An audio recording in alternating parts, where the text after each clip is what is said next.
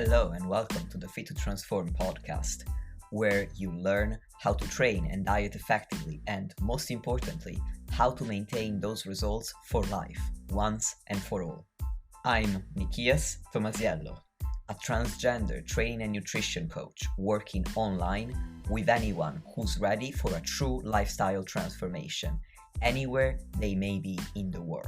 As a friendly reminder, any and all information provided is for educational purposes only. You should consult with your doctor before implementing any changes to your diet and exercise program.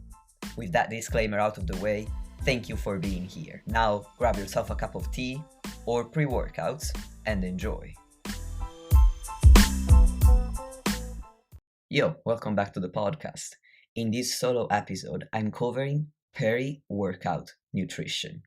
This is a fancy term for what and when to eat before, during, and after a training session in order to maximize performance and fitness adaptations, such as muscle growth. There are important differences between peri-workout nutrition for resistance exercise and endurance exercise, and in this episode, I'm only going to cover peri-workout nutrition for resistance exercise.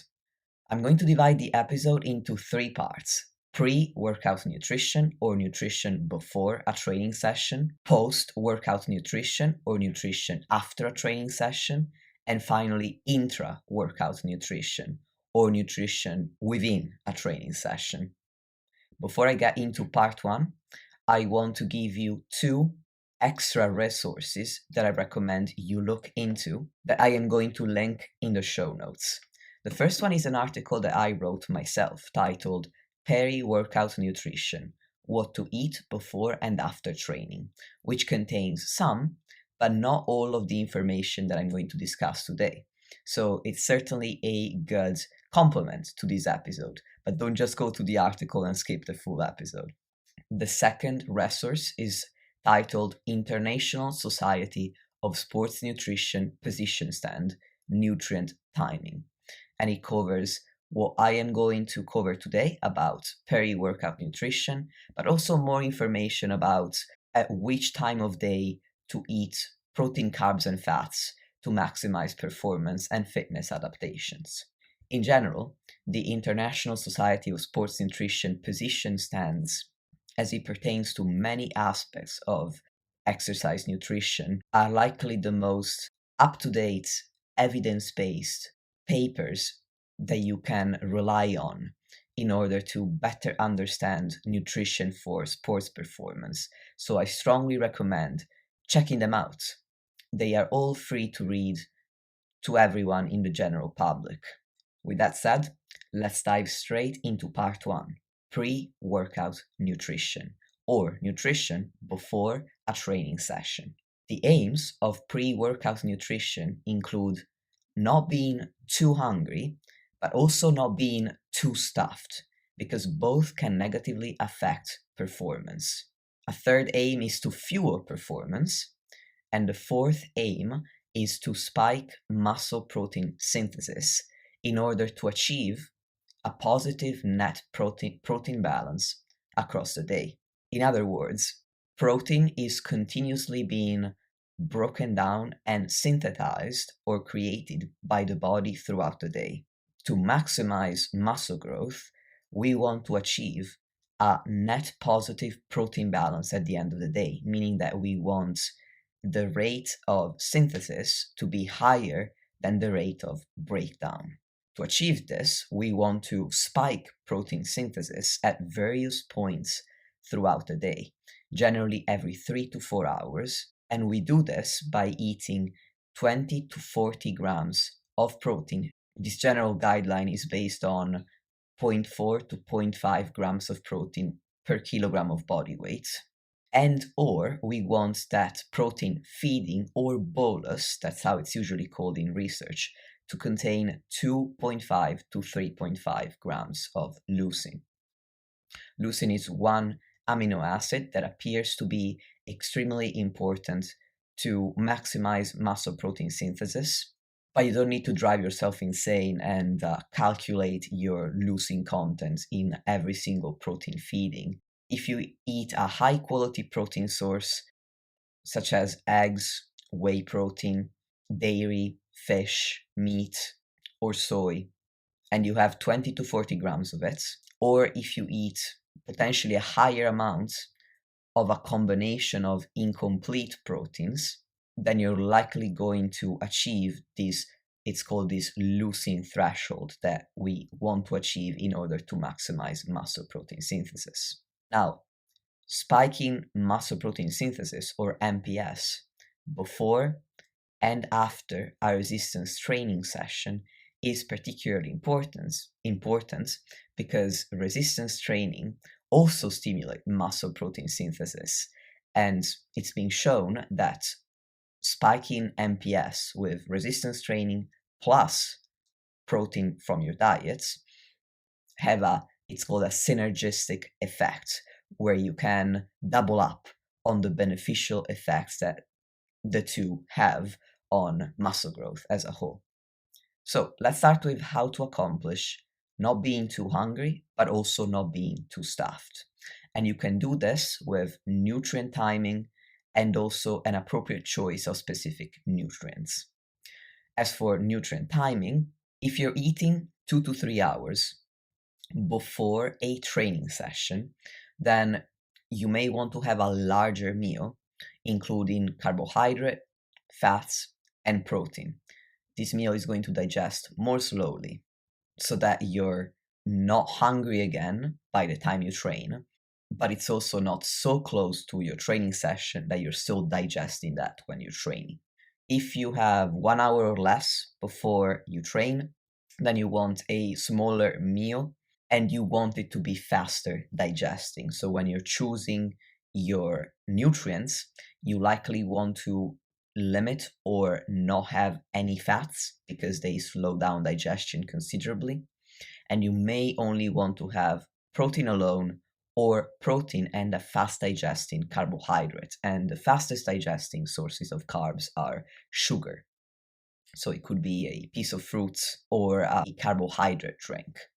Now, in terms of nutrient choices, I'm going to cover all of the macros: protein, carbs, and fats, in this order. Protein is the most important pre-workout. It's necessary to spike MPS, as I mentioned. And we know that strategically consuming protein before and after exercise has been shown to maximize muscle recovery and muscle growth, and if you're interested in strength as well. Overall, you need 3 to 6 protein feedings or boluses throughout the day, containing 20 to 40 grams or zero point 0.4 to 0.5 grams per kilogram per day of protein. And you need these feedings or boluses to altogether help you reach your total daily protein requirements. These are the top priority. You want to be eating enough protein every day for the entire day. And in particular, the pre-workout protein feeding not only contributes to this, but it also enhances the results that you get from resistance training. So if you eat nothing else, eat some form of protein before your workouts. If you're eating or you're drinking something very close to your training and you can't avoid that, for example, if you train very early in the morning, you might not be able to stomach a large meal or any kind of solid food beforehand, then drinking a protein shake may be really beneficial, especially after an entire night where you had no food. Carbohydrates are the main substrate used for resistance training. In particular, when we resistance train, we use the storage form of carbs, which is called glycogen. Interestingly, we don't have a lot of studies examining how pre-workout carbs can benefit or not benefit performance, but overall, it seems like protein is more important than eating carbs pre-workout. And it seems like even though carbohydrates are the main fuel for performance, as long as you're eating enough carbs throughout the day, and that will depend on your calorie needs as well, then carbohydrates immediately pre-exercise may not even enhance performance. But while they may not be necessary before your training session, I think I would rather be safe rather than sorry. In my view, before, after, and potentially during training is when it's most important to fuel your body if you want to get the best results in terms of your physique. So, yes, it may seem like, based on the limited evidence we have available, that we don't necessarily need to eat carbs before training. But if you want to hedge your bets in the right direction, I don't see a reason not to do so. There are specific circumstances under which I would actually strongly advise to eat carbohydrates, particularly if you haven't eaten since the day before, again, you train early in the morning. Eating some carbs can reduce your hunger and potentially provide some fuel for your resistance training session. I would also encourage you to consume carbohydrates before our workouts if you're training with high volumes, because higher volumes of training have a higher glycogen demand. So if you're doing a lot of sets in a session, you may benefit from having carbohydrates. And if you're in a caloric deficit, then potentially having carbs before and after training can be particularly important to make sure that you fuel that training session and that you also recover faster so that you have a higher chance of retaining muscle during your diet. Finally, fats, as I've already mentioned, slow down digestion, so I would recommend them if the meal that you're having is further away from a training session, so 2 to 3 hours before. But when you're very close to the training session, they could slow down digestion along with carbs and protein to a point where you're still digesting while training. So I would keep them moderate, if not avoid them altogether.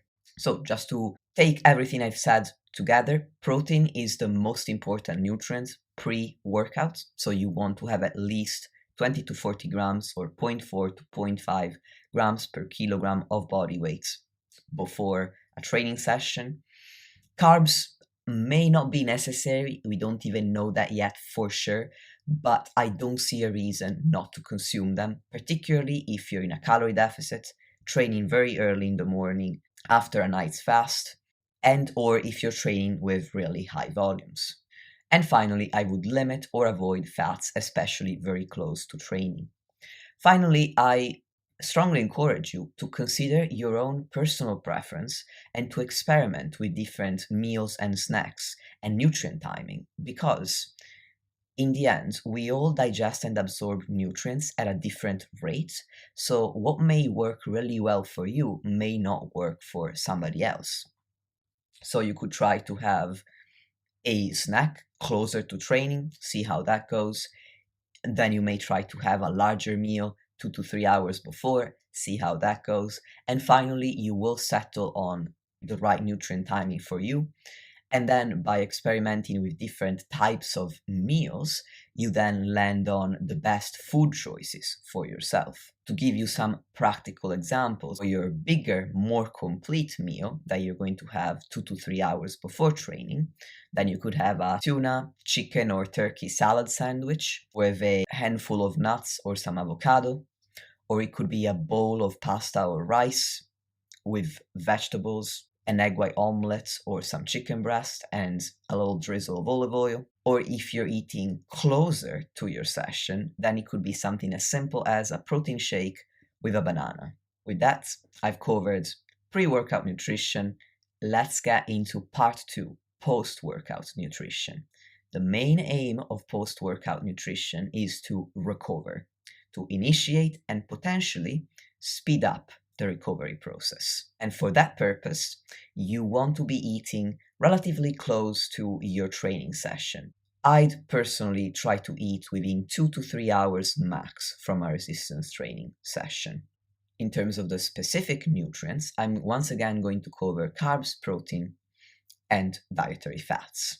Let's start with protein. After a resistance training session, your rate of muscle protein synthesis, or MPS, peaks within 3 hours from that training session and then stays elevated for an extra 24 to 72 hours, which is why it's important to continue eating protein throughout the day, to continue spiking MPS, and also to double up on the effects, on the elevated rate of MPS that you get from resistance training. So immediately after a workout, especially if you already had a protein feeding before training, you may not need to consume protein within 30 seconds, like it was common back in the day to hear or see on the internet as a recommendation. However, I would encourage you to eat 20 to 40 grams of protein ASAP within 2 to 3 hours from training. So yes, it may not be absolutely necessary, or else you make no gains, to have a protein shake right after a training session. I would say, and especially if you're not going to eat for an hour or two or more after a training session, then do have that protein shake, because it's not going to hurt you, and if anything, it's only going to be beneficial. With regards to carbohydrates, there are multiple studies that have shown that resistance exercise can decrease muscle glycogen concentrations. So we don't get our muscles completely depleted of glycogen, but glycogen is certainly utilized during resistance training, so we do want to have some carbohydrates after exercise in order to replenish glycogen and therefore aid with recovery. You don't need to aim to have a massive amount of carbs all at once to replenish glycogen all at once.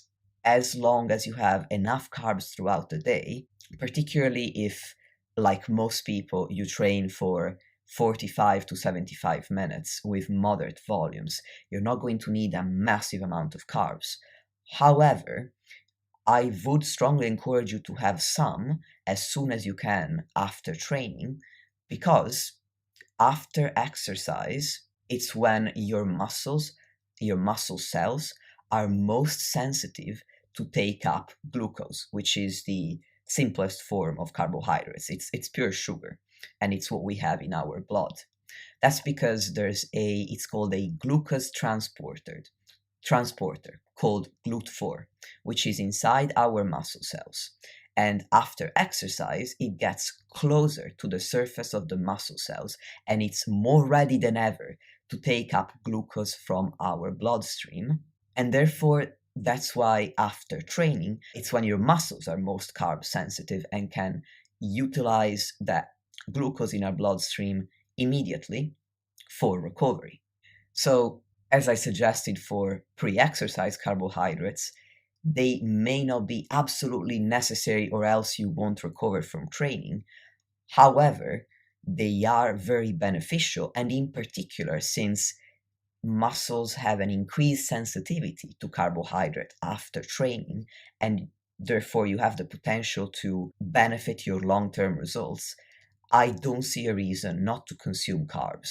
And in terms of the specific types of carbohydrates, to potentially increase the speed of digestion even further and encourage those muscle cells to take up glucose even faster, you could eat quicker digesting carbs in the form of mainly glucose or sugar, such as sugary cereal or honey or fruits, in the immediate post-training window, so 1 to 2 hours after training.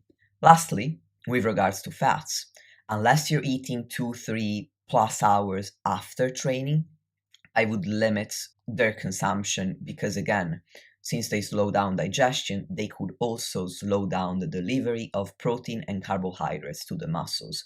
Fats don't really contribute much to performance or recovery, and therefore I normally encourage my clients to consume them several hours before and after training, and to prioritize carbs and protein instead. Finally, part 3, intra-workout nutrition. This is food, or likely a drink, that you're going to consume during the workout session.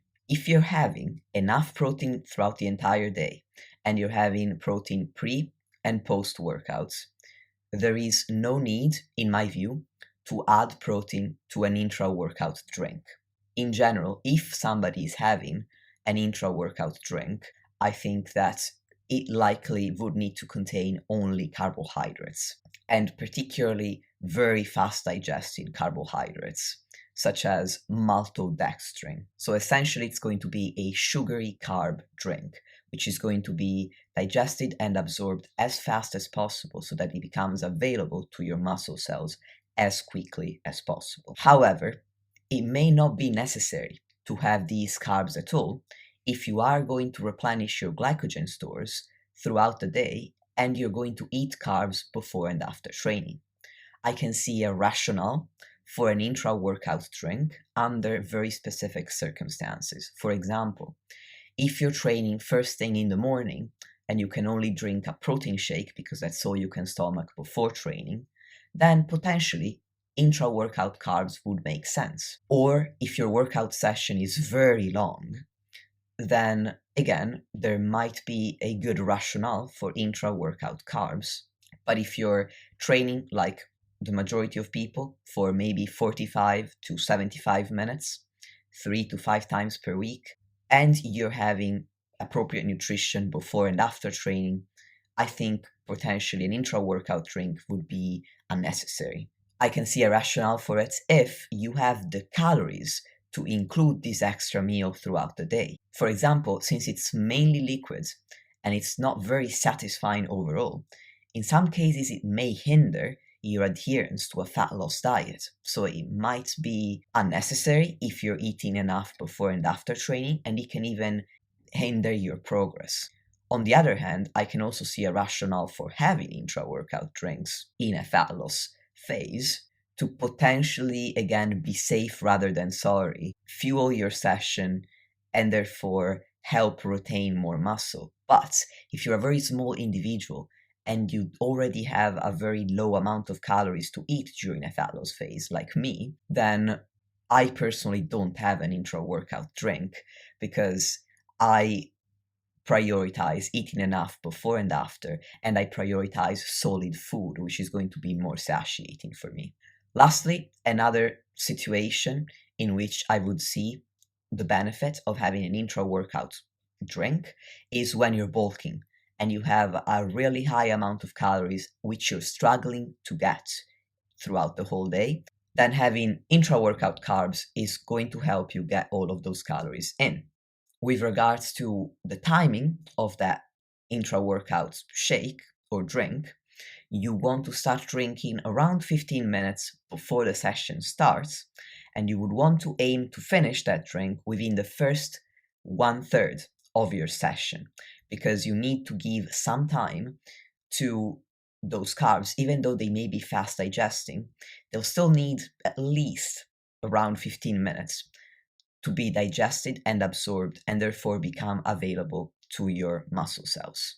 Now that I've covered pre, post, and intra-workout nutrition, I want to touch upon hydration, because being hydrated, being well hydrated for your training sessions, as well as throughout the day, is also important for performance and your long-term fitness adaptations.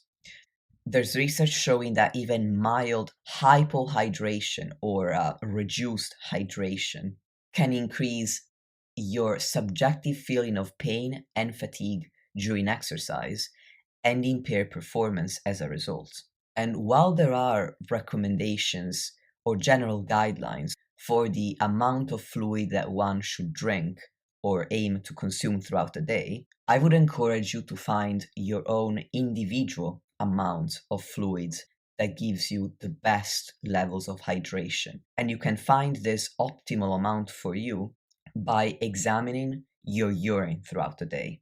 You can look up the Armstrong urine chart, and it's a chart that shows you several urine colors, and you want your urine to be a light yellow throughout the day. If it's orange-ish or brownish on the chart, then that means that you're already dehydrated. So you would want to aim to drink enough fluids to consistently have light yellow peas throughout the day. In particular, to aid your training performance, you want to be well hydrated before you go into a training session. So if you're struggling to drink enough or consume enough fluids in the entire day, I would suggest to build the habit by attaching it to something that you're already doing. So in that case, it would be your training session. So what you could do is have a water bottle and aim to completely empty that water bottle within an hour from your training session. Empty it again during your training session, and then empty it a third time after your training session. In addition to maintaining good hydration throughout the day and before and after a training session, you could consider electrolytes as well. These are minerals that we deplete while we're training when we're sweating. So if you're already drinking enough and your nutrition before and after training is on point, but you feel like you're still not feeling your best throughout a session, potentially adding 1 teaspoon of salt per liter of water that you drink during a workout could help with keeping the right electrolyte balance. However, as far as I know, electrolyte depletion is far more important for endurance athletes because they tend to train for longer, they sweat more, they deplete their electrolytes a lot more as a result. So I don't think that everyone would need to add electrolytes to their water. But if you find that you're still struggling and you're already implementing everything else that I've suggested so far in the podcast, then you could potentially try to add, if you're drinking half a liter of water or 500 mils or around 16 fluid ounces, then half a teaspoon of salt. Maybe start lower with a quarter and see how you find it. It doesn't taste great, so if you don't like the taste of plain water and salt, you could squeeze a little bit of orange juice in it to improve the taste, or there are specific sports drinks that include electrolytes and carbs in addition to fluids, and these could be Gatorade in the US or Lucozade in the UK, so you could try those as well. As a final caveat, when it comes to salt consumption, there are certain important considerations to make. For example, for people with specific health conditions, consuming salt might not be indicated. For some people who are already consuming a lot of processed foods that are very high in sodium, adding extra sodium may not be necessary. So my recommendation is to work with your coach or another professional to figure out whether extra electrolytes during your workout may be beneficial or not. So, tying it all together, the most important nutrient before and after training is protein. Carbs may not be necessary, but particularly after training, when your muscle cells are most sensitive to glucose, I would certainly encourage you to consider them whenever possible. They also be more beneficial and necessary when you're training fasted first thing in the morning, during a calorie deficit, and or when you're training with high volumes.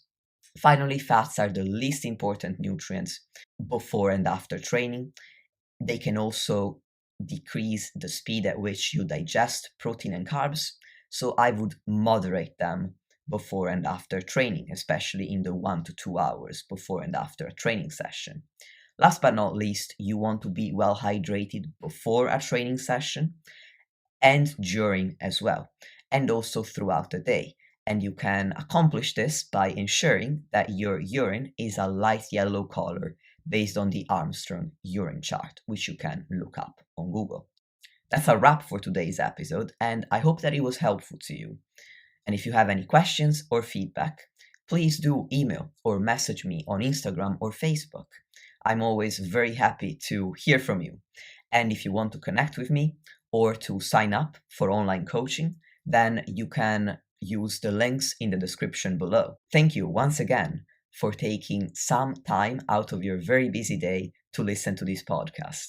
And until next time.